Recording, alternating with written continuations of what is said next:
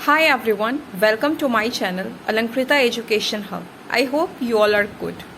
तो जैसा कि आप सभी को पता है कि UP triple S C PET का एग्ज़ाम जो है वो 20 अगस्त को होने वाला है।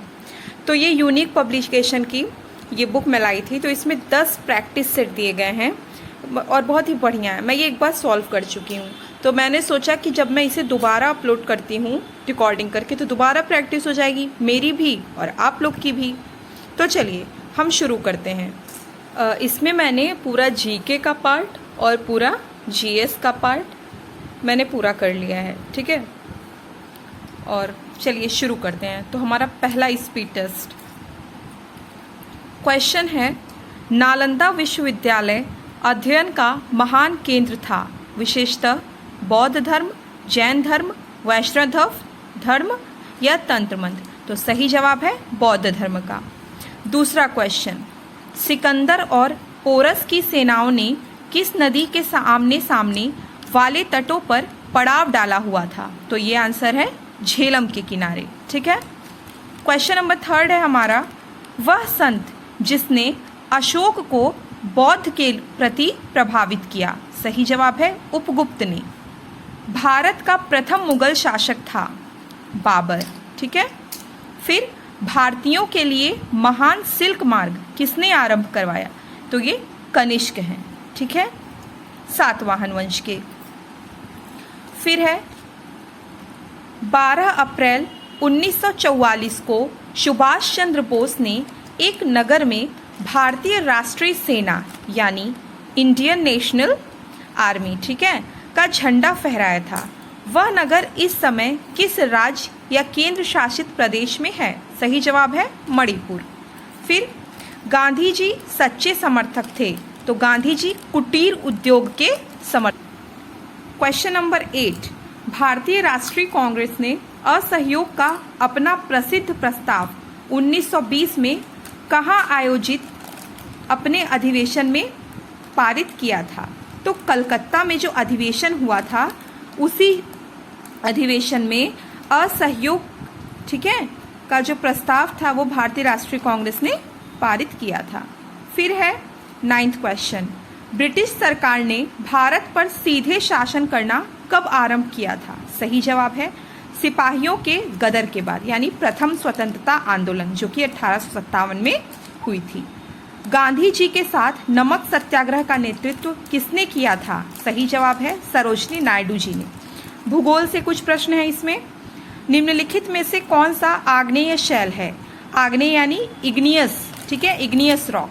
तो क्वेश्चन फिर देखिए क्या है, निम्नलिखित में से कौन सा आग्नेय शैल नहीं है?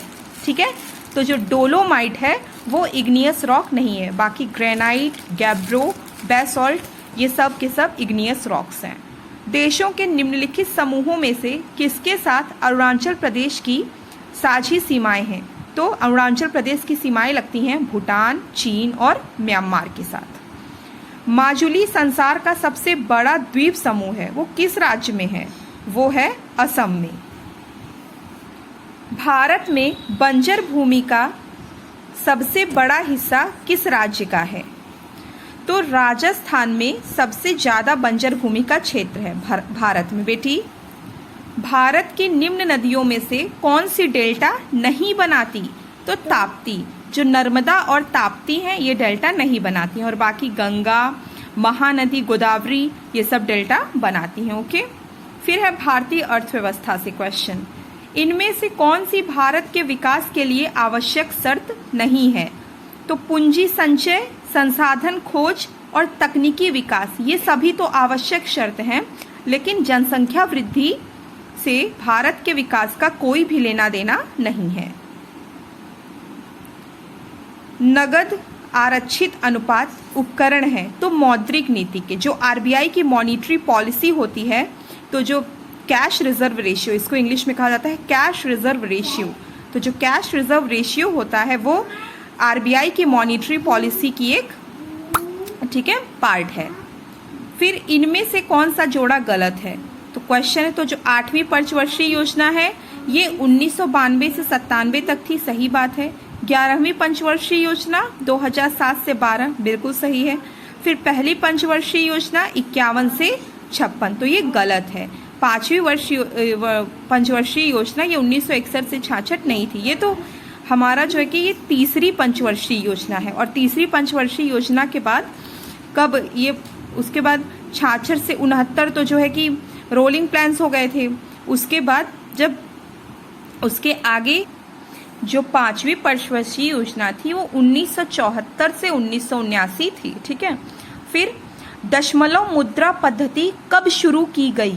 तो 1957 में जो है कि दशमलव मुद्रा पद्धति शुरू की गई थी। फिर क्वेश्चन है, किस पंचवर्षीय योजना ने ऐसा माना कि मानव विकास ही सभी विकासात्मक प्रयासों का मूल है? तो इसका जवाब है 8वीं। तो जो 8वीं पंचवर्षीय योजना है ये मानव विकास, उसमें ये माना गया था कि मानव विकास ही सभी विकासात्मक प्रयासों का मूल है। भारतीय संविधान से कुछ प्रश्न।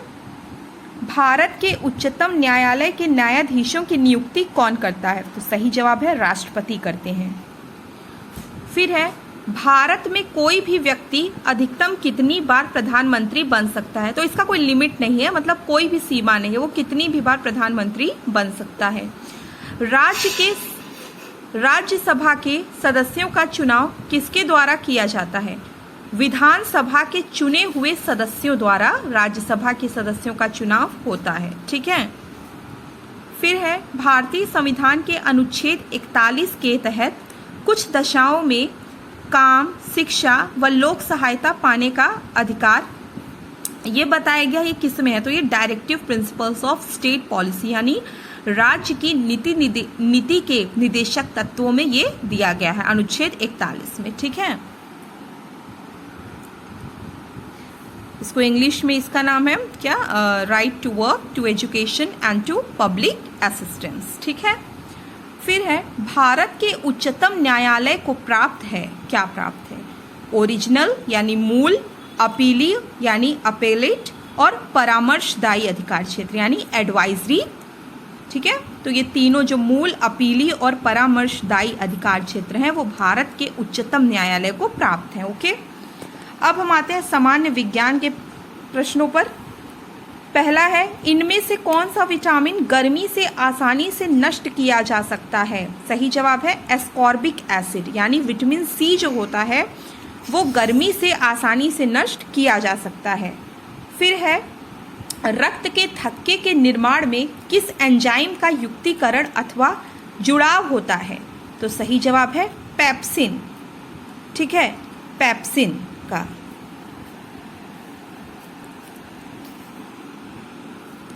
फिर है प्रश्न, 1 ग्राम बर्फ को 0 डिग्री सेल्सियस पर पूरी तरह गलाने में कितने यांत्रिक कार्य की आवश्यकता होगी?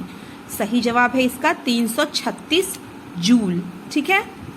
अब हम क्वेश्चन नंबर 29 पे आते हैं।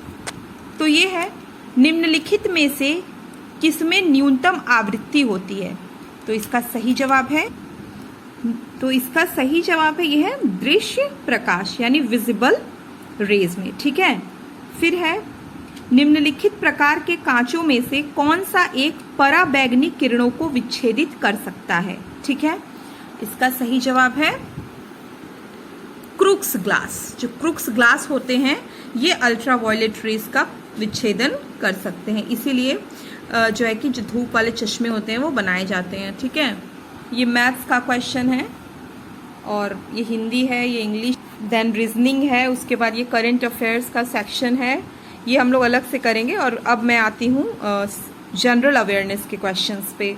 तो ये है 61st क्वेश्चन, यामिनी कृष्णमूर्ति किस नृत्य शैली से के लिए प्रसिद्ध है? तो सही जवाब है भरतनाट्यम, ठीक है। फिर निम्नलिखित देशों में से रैंड किसकी मुद्रा है? तो इसका सही जवाब है दक्षिण अफ्रीका। पूछा गया है इनमें से कौन सा जोड़ा सही नहीं है? हरभजन सिंह कुश्ती, ठीक है। उसके बाद एक क्रिकेटर भी हैं और एक मिनट क्वेश्चन है, निम्नलिखित में से कौन सा जोड़ा सही सुमेलित है? सही तो हरभजन सिंह तो क्रिकेटर हैं, तो ये गलत है। उसके बाद ज्वाला गुट्टा ये टेनिस की हैं, ये भी गलत है। विराट कोहली क्रिकेट के हैं, हम सभी जानते हैं, ये भी गलत है, यानी साइना नेहवाल सही मैच किया हुआ है। फिर पूछा है विश्व व्यापार संगठन किस वर्ष अस्तित्व में आया, यानी वर्ल्ड ट्रेड ऑर्गेनाइजेशन किस ईयर में एग्जिस्टेंस में आया, तो सही जवाब है 1995 में।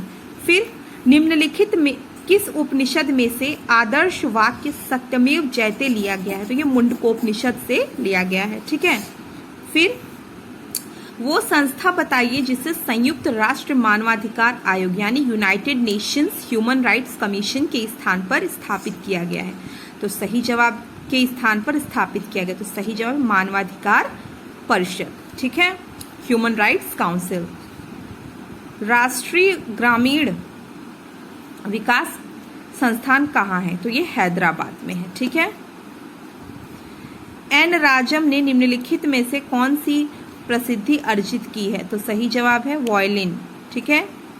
निम्नलिखित में से किसका मुख्यालय जिनेवा में स्थित नहीं है, तो ये है खाद्य एवं कृषि संगठन, इसका जो है वो इटली में है, ठीक है, और बाकी का जिनेवा में है। जो ये हो गया वर्ल्ड मेट्रोलॉजिकल साइंस ऑर्गेनाइजेशन, ये हो गया वर्ल्ड हेल्थ ऑर्गेनाइजेशन, ये हो गया वर्ल्ड ट्रेड ऑर्गेनाइजेशन, इन तीनों का जो है वो जिनेवा में है, ठीक है।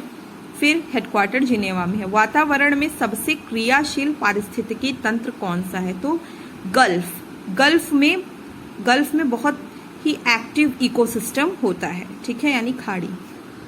तो हमने 10 मिनट में 40 क्वेश्चंस कवर कर लिए। अब मैं प्रैक्टिस सेट 2 भी जल्दी ही अपलोड करूंगी।